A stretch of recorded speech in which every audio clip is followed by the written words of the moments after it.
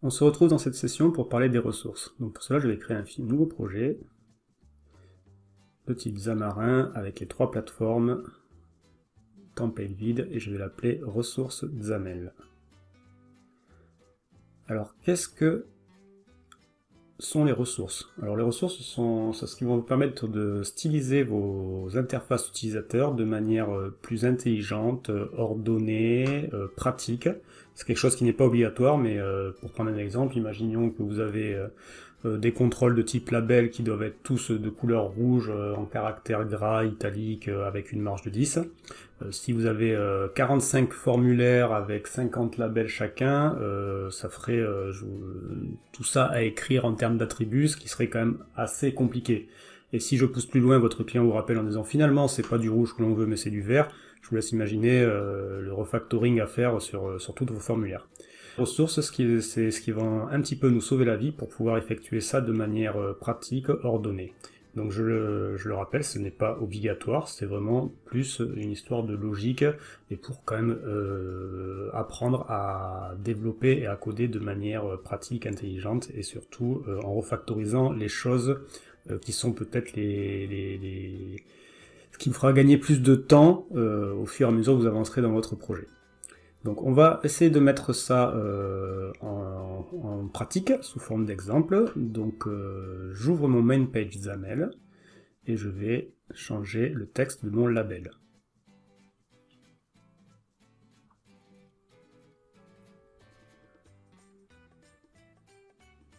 Donc je supprime tous ces attributs et imaginons qu'en gros sur tous vos formulaires vous voudriez avoir une sorte de titre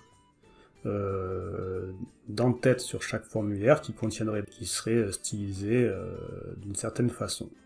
Donc je vais utiliser donc le frame. Pour rappel, le frame c'est un contrôle qui accepte un enfant et qui permet d'avoir une sorte de cadre et un padding autour de son enfant. Voilà, donc voilà, on se retrouve avec une sorte d'en-tête avec écrit bienvenue sur ma super appli, et je ne sais pas si on le voit bien à l'écran, mais il y a une légère bordure autour. Et le padding bien sûr.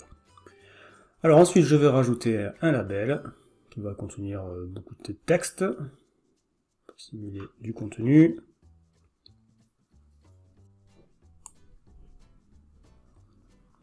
Et enfin un bouton qui nous permettra de naviguer vers une autre page. Voilà, et donc le but ça va être de simuler en fait ces deux pages qui auront un peu le même aspect en termes de présentation, surtout avec le frame du titre, et surtout du contenu différent. Et on pourrait imaginer avoir voilà, une trentaine de pages de navigation de ce même type.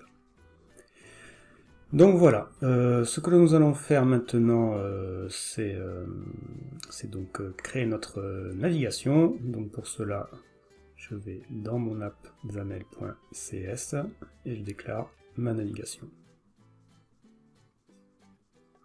Ce sont des choses, des concepts que nous avons pas mal abordés depuis un petit moment, donc je n'y reviens plus.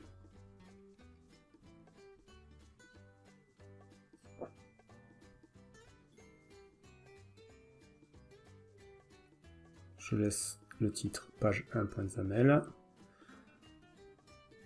J'affiche les rendus.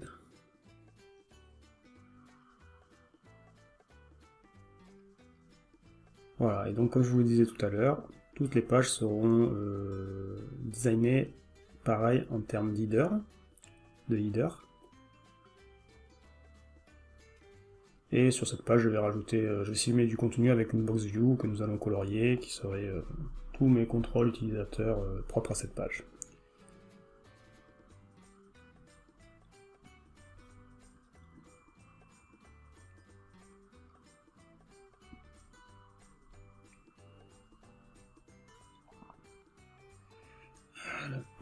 Pardon.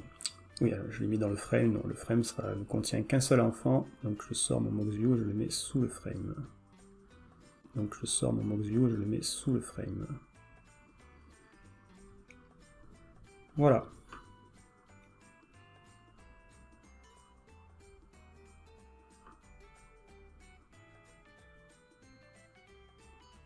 Je refactorise pour une meilleure visibilité.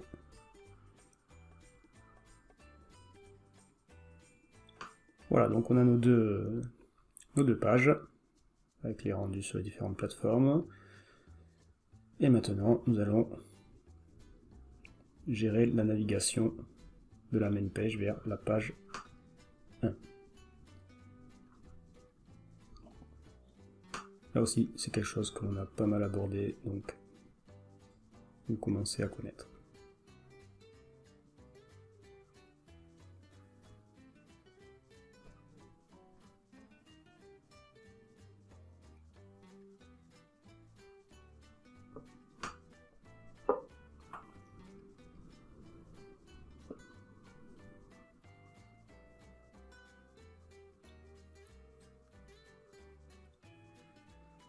Donc je récupère ma page, je crée une instance, je n'oublie pas de rendre asynchrone ma méthode, et enfin je navigue avec push H5 vers la page, en n'oubliant pas de mettre le await, afin de ne pas bloquer l'affichage.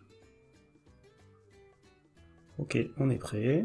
Donc ce que je vous propose, c'est d'aller tester rapidement la navigation sur Android par exemple, pour vérifier que cela fonctionne.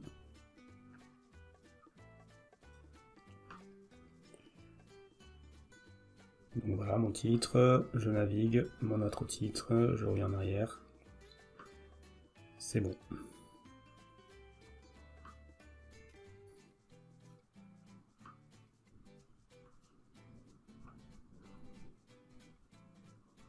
Alors bon, maintenant ça passe par notre... on pourrait imaginer que ça passe par le service web designer qui nous dit on voudrait un titre assez gros, avec des propriétés particulières et tout. Donc c'est ce que nous allons simuler. Donc par exemple on va augmenter la taille, on va le mettre en gras.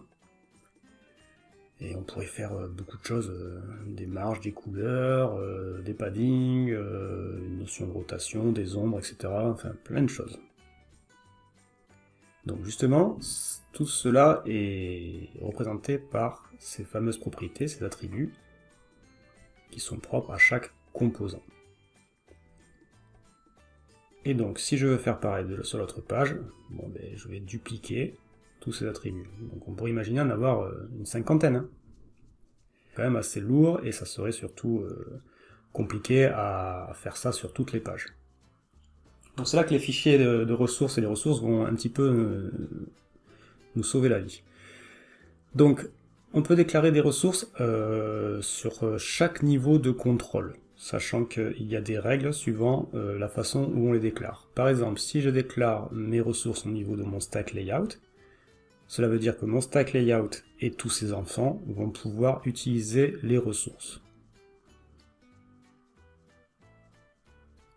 Donc à ce niveau-là, on pourrait donc imaginer que ce sont des ressources propres au contrôle utilisateur que l'on vise. Une sorte de ressources privées et uniquement pour ce contrôle. Donc ici le stack layout de la main page. On peut déclarer aussi les ressources au niveau de la page, carrément. Donc au niveau du content page pour notre contrôle ici. Et du coup, au niveau de la page, carrément. Donc au niveau du content page pour notre contrôle ici. Et du coup, toutes les ressources vont être disponibles pour toute la vue, toute la page. C'est-à-dire la page elle-même, bien sûr, et tous ses enfants. Et même si les contrôles ont des enfants, pareil, cela fonctionnera. Donc c'est ce qu'on va faire ici. On va déclarer notre ressource au niveau du content page. Et pour déclarer une ressource, donc, nous utilisons la balise style, qui va avoir un nom, représenté par l'attribut x de .key, et qui va cibler le contrôle que l'on veut sourcer. Donc ici notre label. Et enfin, pour déclarer une propriété dans ce style, nous utilisons le mot-clé setter avec l'attribut property qui va être le nom de la propriété et sa valeur. Et chaque propriété sera définie de cette façon avec un setter, le nom de la propriété et la valeur. Donc je peux dupliquer tout ça. Et là, je vais reprendre tout ce que j'ai écrit sur mon label. Donc le font size, le font attribut et le margin, et je vais y coller les valeurs.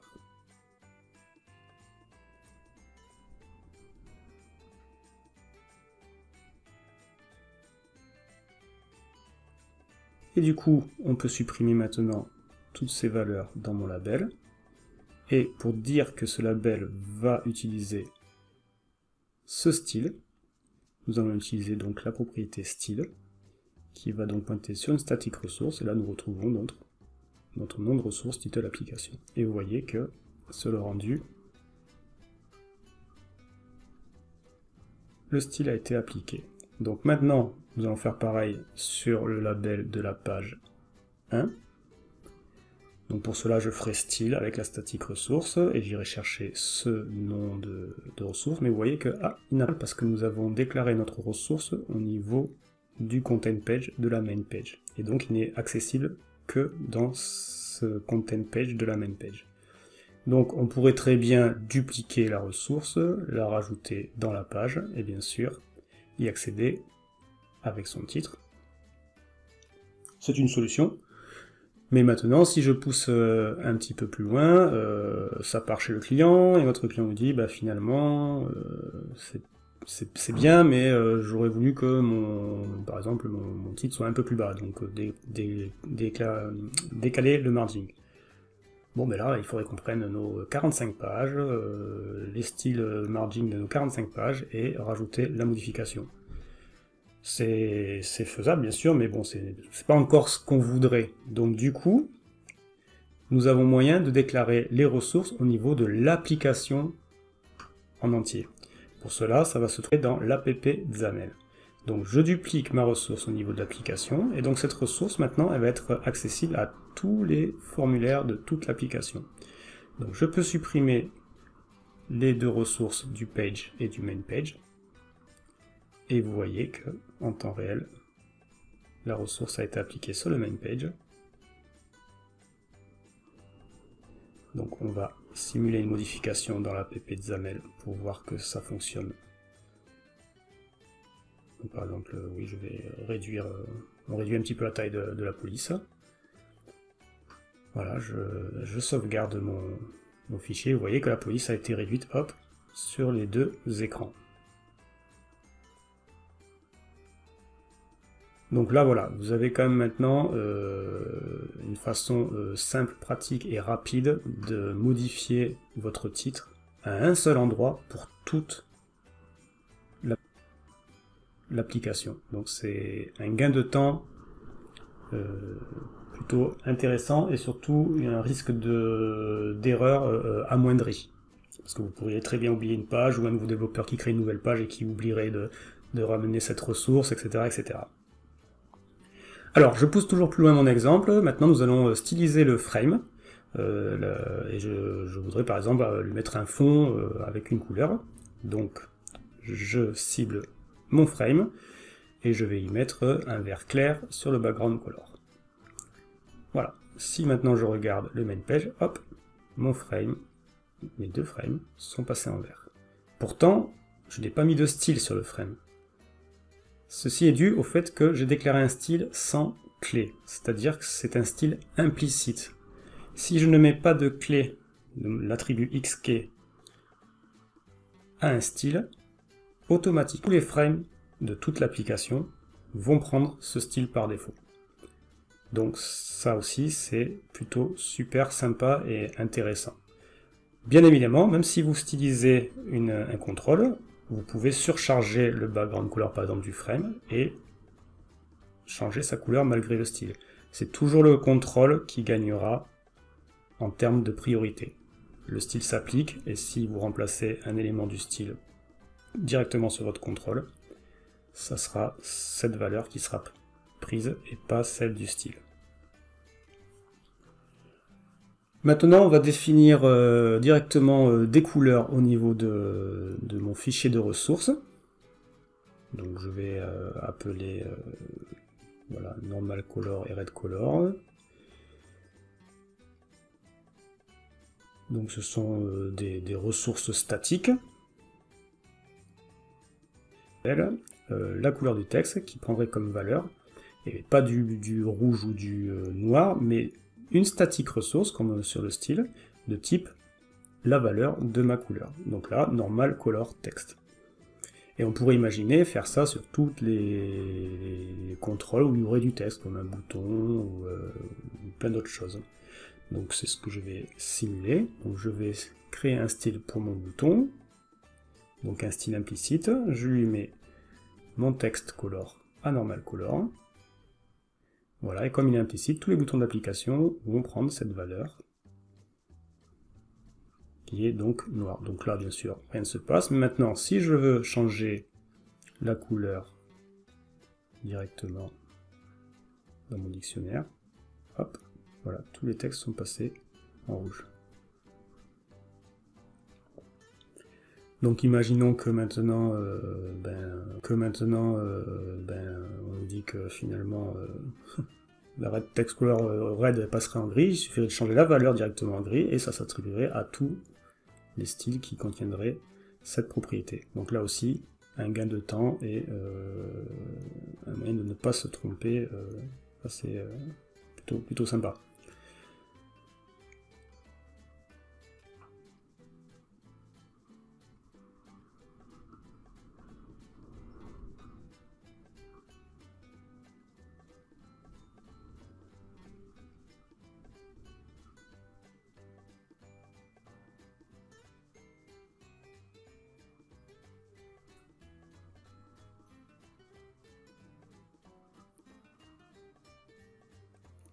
Donc voilà, je simule ce que je vous disais en le passant en vert et automatiquement tout est passé en vert. Donc mes noms d'attributs n'étaient pas le mieux, mais bon, c'était pour vous montrer une façon de faire en changeant directement des constantes. Alors, ce que nous allons faire maintenant, c'est que nous allons simuler un changement de style, cette fois-ci pas directement dans le dictionnaire et tout, mais par code. C'est ce qui est souvent on retrouve aujourd'hui dans toutes les applications, par exemple le fameux mode dark, qui dans l'application, vous avez un switch qui vous permet de passer d'une couleur à une autre, donc c'est ce qu'on va simuler ici dans notre exemple. Donc je vais créer un nouveau contrôle de type stack layout que je mets de façon horizontale et je vais y afficher le label dark mode avec mon switch qui va permettre de simuler lors du clic sur le switch le mode dark. Donc voilà, j'ai mis en forme tout ça et donc pour le switch le mode dark. Donc voilà, j'ai mis en forme tout ça et donc pour illustrer ça je vais créer des labels avec un texte. Et donc c'est ces labels-là que je voudrais rendre en runtime d'une couleur ou d'une autre suivant le choix de l'utilisateur. Donc nous avons vu les statiques ressources qui permettent donc de créer des ressources de type statique dans des classes de type visual élément. Maintenant nous allons voir les dynamiques ressources. Comme son nom l'indique, les dynamiques ressources sont des ressources de type dynamique qui, elles, vont pouvoir être modifiables lors du runtime. Donc, je crée un style dynamique ressource que j'appelle StyDark, que j'attribue à tous mes labels. Voilà, donc aujourd'hui, cette ressource dynamique et pourtant elle ne renvoie pas d'erreur, alors que si on était en statique ressource avec des ressources de type enfin si la ressource statique n'existait pas, vous auriez une erreur lors de l'exécution. Donc je lance l'application, vous voyez j'ai bien les exemples ressources dynamiques qui sont écrites et je n'ai pas eu d'erreur. Donc c'est l'avantage du dynamique ressource. Donc ce que nous allons faire maintenant, c'est que nous allons donc sur le switch, lorsque nous allons activer le mode dark, nous allons catcher les ressources que nous avons écrites dans le dictionnaire, app_xaml, et nous allons remplacer ces dynamiques ressources par des ressources de type statique, pour pouvoir donc attribuer une couleur différente sur les labels que nous avons créés. Alors, pour savoir si mon switch, pour pouvoir donc attribuer une couleur différente sur les labels que nous avons créés. Alors, pour savoir si mon switch est activé ou pas, donc je récupère l'objet sender qui est mon switch, que je caste en objet de type switch, et pour savoir si notre switch est activé ou pas, c'est la propriété isToggled. Donc si elle est activée, nous passerons en mode sombre, sinon nous reviendrons en mode normal.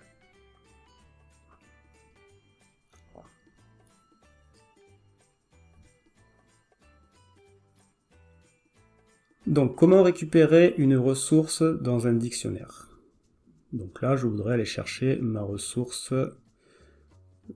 Alors d'abord je vais aller créer. Donc je crée un nouveau style.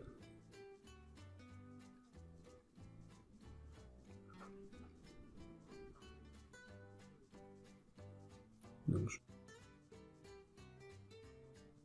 hop.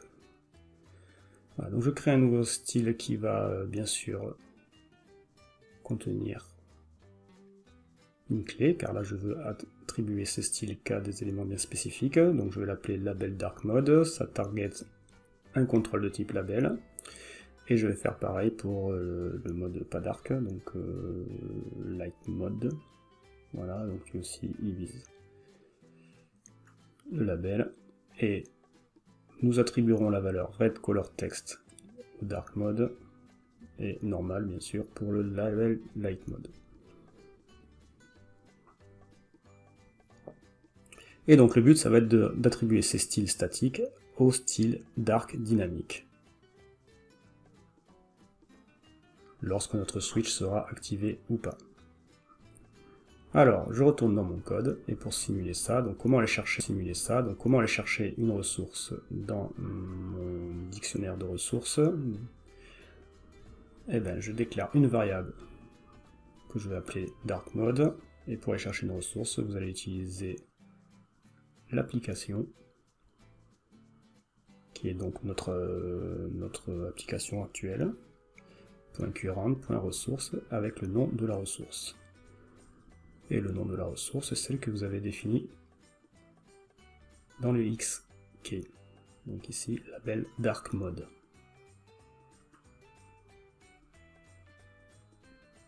Voilà, donc là j'ai récupéré ma ressource dark mode. Je vais faire de suite pareil avec le light.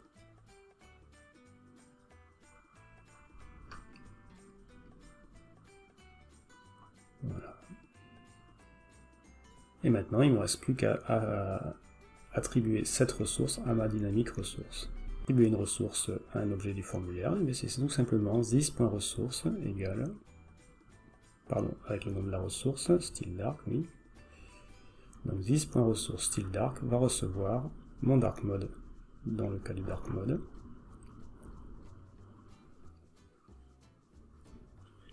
Et le light mode dans le cas où le switch sera à off.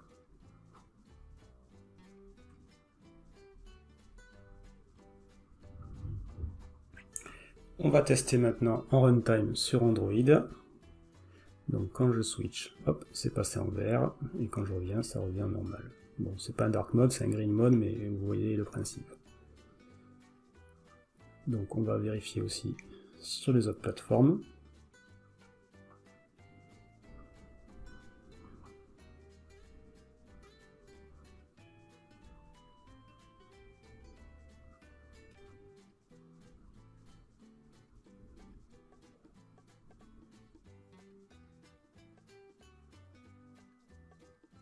Voilà, sur iOS, ça fonctionne aussi. Et sous Universal Windows App,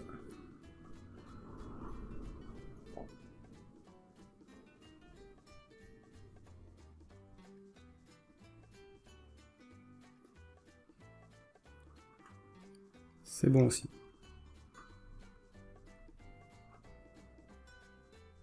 Voilà, donc et on pourrait bien sûr étendre les propriétés sur les styles avec des margins, etc., des rotations. Voilà donc pour la partie dynamique ressources. Donc maintenant, je vais illustrer un autre exemple. Donc je vais continuer à créer un nouveau label. Donc je lui mets un texte d'exemple, encore des possibilités superbes avec les ressources. Alors je vais un petit peu séparer. Voilà, je mets une marge pour que les sorte. Et là, voilà, je vais lui créer un certain nombre d'attributs propres à ce label. Donc je vais augmenter la taille, on pourrait mettre de l'italique, du bold, etc., etc. Donc je fais ça rapidement.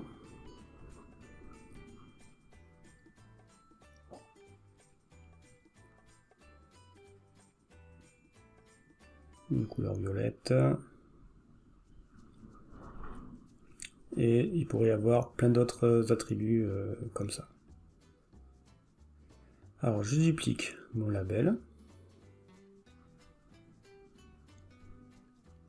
Et imaginons que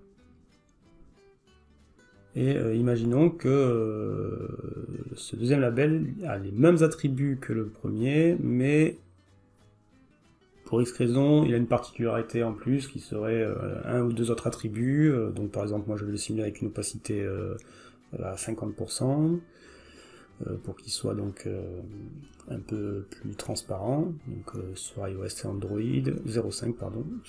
Voilà. Et il pourrait y avoir d'autres attributs propres à ce label. Mais la base de ces deux labels serait quand même avoir la même marge, la même taille et la même style d'attribut de police. Bon, eh bien, je vais créer du coup au niveau de mon stack layout un style dans mon stack layer ressources. Donc je pourrais aller le faire dans app de XAML, mais c'est pour un petit peu vous faire manipuler les ressources un petit peu partout pour que vous voyez, pour que vous ayez un bon exemple sur les ressources. Donc je vais donc créer ce nouveau style. Donc je vais lui donner un nom.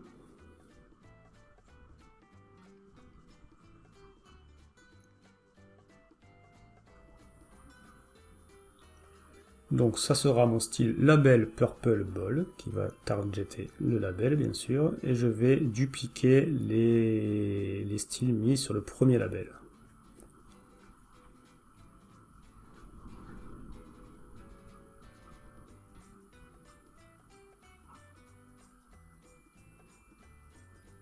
Donc à savoir le margin, le font size, le font attributes et le text color.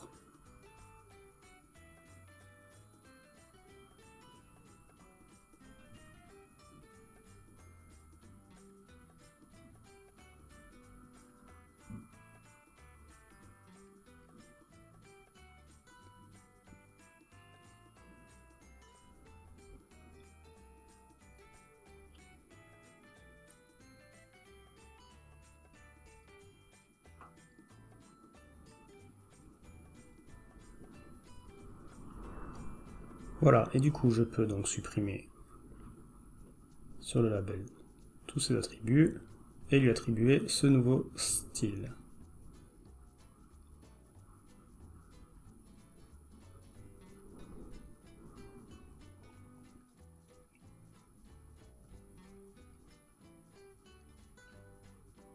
Et je peux faire pareil sur l'autre label, bien sûr.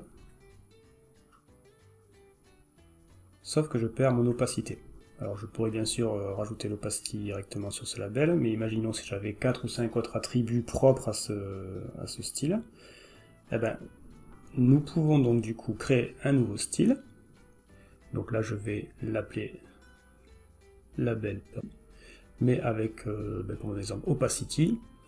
Voilà, label purple ball opacity. Alors il target bien sûr toujours un label. Et donc là, je pourrais dupliquer toutes les propriétés et rajouter mon opacity, mon padding, ma rotation, tout ce que j'aurais besoin en plus. Oui, mais non. Donc là, je vais juste rajouter mon opacity avec une valeur à 0,5, puisque c'est ce que nous voulons dans notre exemple. Et je vais attribuer donc ce style à mon deuxième label.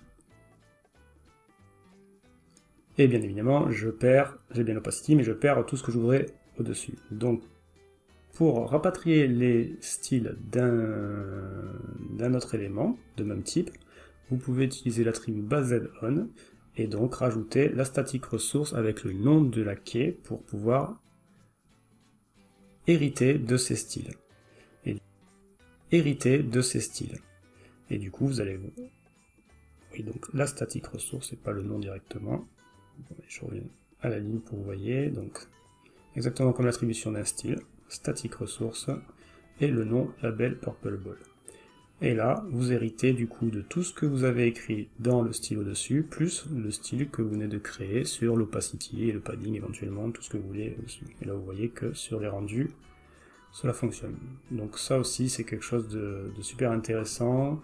Dès qu'on commence à manipuler les styles et avoir une notion de hiérarchie, on peut arriver à des choses rapidement chouettes, et surtout à une organisation et à une écriture assez lisible et propre. Et enfin, pour terminer cette session, nous allons donc créer une nouvelle page XAML. Donc j'utilise page contenu, je l'appelle My Resource Dictionary, et imprimer le code behind de cette page XAML car nous n'en avons pas besoin. Donc pour cela, je me mets dessus et je supprime.